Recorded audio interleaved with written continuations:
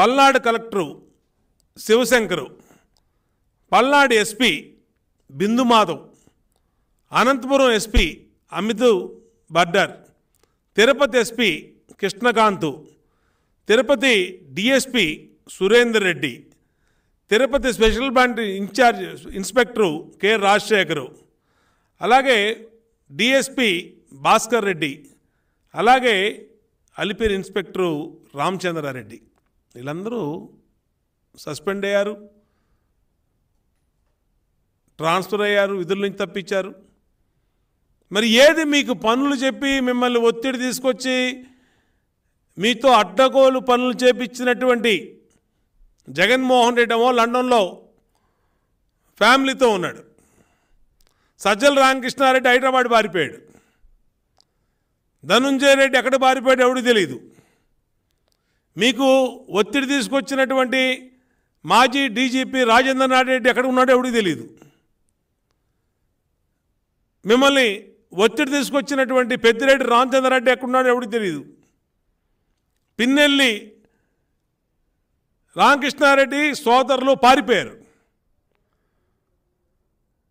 చెవిరెడ్డి భాస్కర్ రెడ్డి ఎక్కడ పారిపోయాడు ఎవరికి తెలియదు. కరుణాకర్ రెడ్డి ఎక్కడ పారిపోయాడో తెలియదు. గోపిరెడ్డి శ్రీనివాసరెడ్డి ఎక్కడ పారిపోయాడో ఎవరికి తెలియదు. ఏరి మీ పనులు చెప్పి మీతో అడ్డగోలుగా చట్టాన్ని అతిక్రమించి పనులు చేయించినటువంటి వీళ్ళందరూ ఏమైపోయారు? జగన్మోహన్ రెడ్డి ఏమైపోయాడు, సజ్జల రామకృష్ణారెడ్డి ఏమైపోయాడు, మొత్తం ఈ బ్యాచ్ మొత్తం ఎక్కడికి పారిపోయారు? మేము అనేకసార్లు చెప్పామే, చిలక్కి చెప్పినట్టు చెప్పామే ఈ అధికారులకి. ఇంకా చాలామంది ఉన్నారు. ఒక డిఎస్పీ చైతన్య ఉన్నాడు, అలాగే రిషంత్ రెడ్డి ఉన్నాడు, ఇంకా సస్పెండ్ కావాలి వీళ్ళిద్దరూ.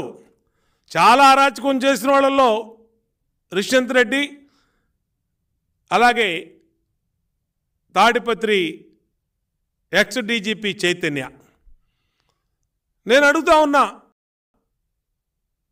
పిన్నెల్లి రామకృష్ణారెడ్డి మాటని సస్పెండ్ అయినటువంటి గురజాల డిఎస్పీ పల్లవరాజు, నరసరావుపేట డిఎస్పీ వర్మ,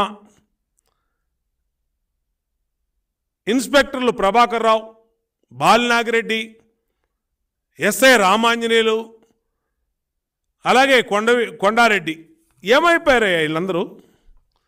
మీకు పనులు చెప్పిన వాళ్ళే వాడు పరారులో ఉన్నాడు. పిన్నెల్లి రామకృష్ణారెడ్డి ఎటు పారిపోయాడు ఎవడికి తెలీదు.